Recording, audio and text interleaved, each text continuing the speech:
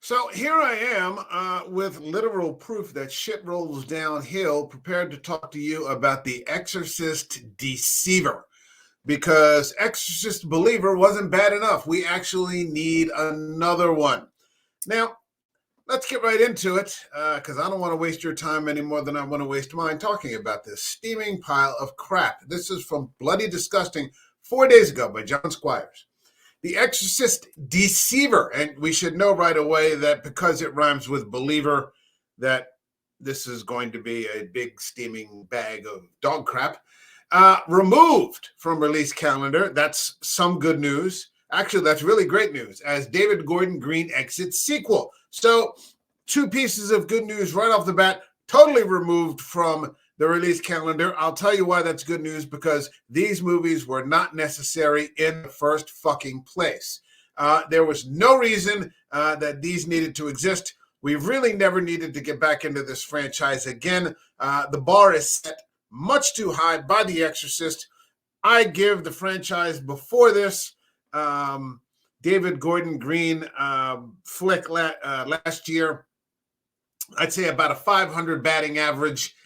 And then you had the Fox series, which I really liked, at least that first season. I think you would have been fine leaving that as canon, and you could have left it alone. But then Universal, in its infinite idiocy, decided to spend $400 million for the rights to the franchise. So now they're actually in a position where they're forced to have to make something to recoup that kind of money. So let's get right into the article. It says The Exorcist Deceiver removed, blah, blah, blah.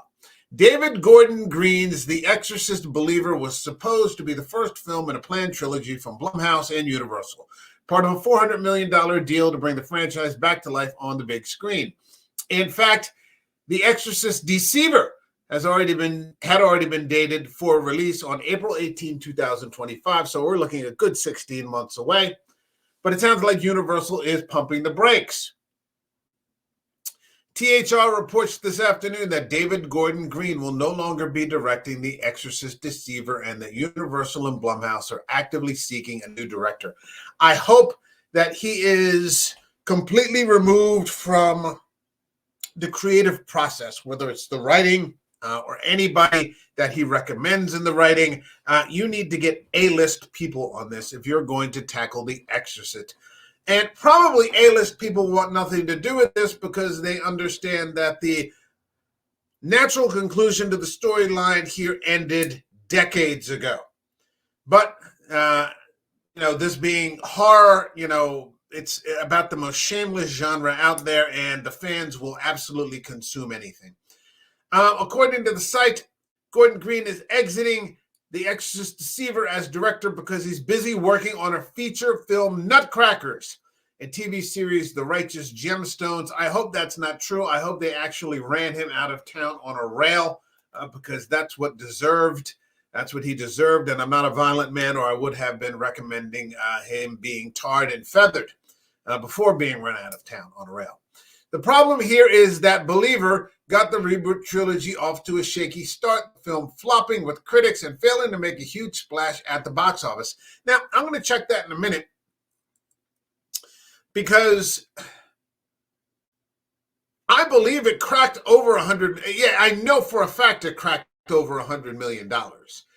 So on a $30 million budget with little or no marketing because of the writer's strike, I didn't think that was all that bad.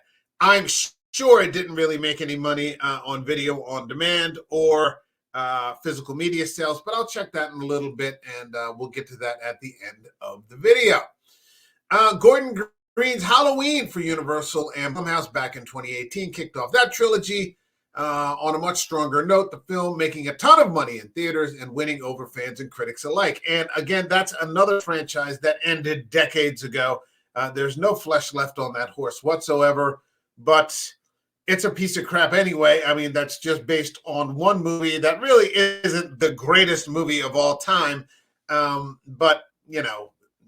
Well, it's as my friend Eric would say, it's easier to make a Halloween movie that's meh or average or even good. It's far easier to do that than it is to make a really good Exorcist movie. So Where does the franchise go from here with the original trilogy plans? Will the original trilogy plans come crashing down now that Gordon Green has moved on from the director's chair? Stay tuned for more. The final moments, let's skip through this because then they go through a summary of what happened in the first movie, and I don't want to get through that again. The final moments of The Exorcist Believer brought Linda Blair's Regan McNeil back into the fold, seeming to suggest that the legacy character could return in future installments. I saw that, and I was just so disgusted with what had happened in the film. What they made was they made a meh possession film. It wasn't an Exorcist film. They completely cut out the issue of faith. They made a joke of the Catholic Church, who basically, I mean, it's representatives in the first film, Father Karras and Father Marin, launching themselves into the void to save this girl's soul, to save her life. All of that just, they made a joke of the Catholic Church. The Catholic Church just abandons the family. They want nothing to do with it. Chris McNeil, saying that, the reason she wasn't allowed into Reagan's exorcism back in 1973 was because of the patriarchy. I mean, it was just a slap in the face to anyone that knows better. If you were 17 and you saw that movie, maybe you thought it was okay. Anybody that is of sufficient age and knowledge to understand what The Exorcist is supposed to be about knows that they really betrayed a lot of the core, the spirit, and the heart of William Peter Blatty's work. So that's the end of the article. I really hope that it doesn't come back. I see absolutely no need for that to happen. On the other hand, like I said, it's $400 million, so they're going to have to do something. Now, I'm looking at some of these financials. Let's take a look at them together. And it says for me here that The Exorcist made $136 million. So on like I said, about $35 million budget, probably very little marketing. Because of the strike, you couldn't get all the people out there to talk about it. You couldn't get, Ellen Burstyn out there, all the other people out there. That's not terrible. Excuse me. 65 million domestically, 71 million internationally. But it was enough of a letdown for them to let go of their director. And I don't believe that he's just moved on to other things. You don't move on from The Exorcist to make some movie called The Nutcrackers. So as far as I'm concerned, that's a good thing because that was just too much ship for him to steer. Now, the last thing that I want to bring up, and this is a reflection on the Believer film. I saw this from a guy that I've had on the show before when we talked about Exorcist Believer, and he has a YouTube channel called Exorcist Reviews. So check him out there on YouTube, and his channel is dedicated exclusively to content about The Exorcist. He's had Michael Blatty on there, William Peter Blatty's son, several times. He brings in small points. He had a great video I saw a couple of weeks ago, which is an alternate version as to what happened, or like it was like a deleted or an outtake from Blatty's book about Regan remembering after the exorcism. She remembers certain things, which I just thought was fascinating. So he's got a great channel. Go there and check it out. And he put up a poll there a couple of days ago. Do you agree with this assessment? Leave a comment below. And it says, it's a famous line from the movie, "Your mother sucks, you know what, in hell," because I'm not going to get clipped by YouTube because they're clipping for everything nowadays. And it says, actually, the movie can't say that or anything close to it because of how much more conservative society is now than in 1973. Ortega W. Susan, author of David Gordon Green's Journey of the Exorcist Believer. Do you agree with this assessment? I disagree with that assessment. I think that the problem is that it's a much more secular society. It's a much more secular society. Maybe somebody would try to. I mean, if Chris McNeil can say that, Father Karras was part of the patriarchy, or that Father Marin was part of the patriarchy, I suppose in these ludicrous days that we're living in, that you could say it's a more conservative society. But I think the problem is that it's a more, again, secular society that has cut the faith out of the heart and the spirit, like I said before, of the original work. And so I wouldn't even see the point of saying something like that in a movie like The Exorcist Believer. I wouldn't see the point, because there's nothing for it to buff it up against. It would be pointless. The shock value from 50 years ago, I think in 1973, living in a much more conservative society, had impact and had shock value. Now, almost nothing has shock value anymore. If you look at what, a lot of popular horror films are doing nowadays, Winnie the Pooh is now a serial killer.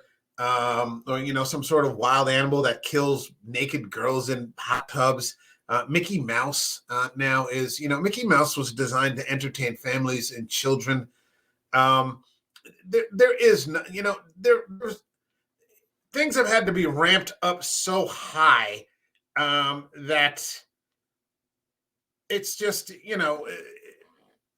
there's nothing that really achieves shock anymore. That's why I appreciate things that are minimalist. That's why I appreciate the statement that, less is more. And some of the best performances that I love talking about are things where the performers are doing almost nothing. And as my friend John says, making them look interesting. But now things are just, Terrifier, with these long, drawn out, gory, torture porny kind of things. So, it wouldn't have any impact today. And the fact that it did, and that, I remember seeing the 30th anniversary in the theater with some unsuspecting, I wasn't with them, but I saw some unsuspecting teenage girls walk in. And when the crucifix scene came up, they literally, they didn't understand what they were seeing. They literally ran screaming out of the theater and never came back, still having an impact. But now, in the 20 years that have come along since then, I wouldn't see the point of putting it in there. It's certainly not because we're living in a more conservative society. And if someone actually took the time to write a book about David Gordon Green making The Exorcist Believer, I certainly wouldn't listen to anything that person has to say. Okay, so that's my video. Like the video, please. Leave a comment. Subscribe to the channel. Let me know what you think. Are you looking for, do you want them even to do an Exorcist Deceiver film? Do you want to see another one? Maybe people waited for it to come out on Peacock, but they didn't spend the money for it at the theater. Although in this economy, who can blame them? Sub to the channel. Let me know what you think. And I will see you in the next video. All right, take care, everybody. So long.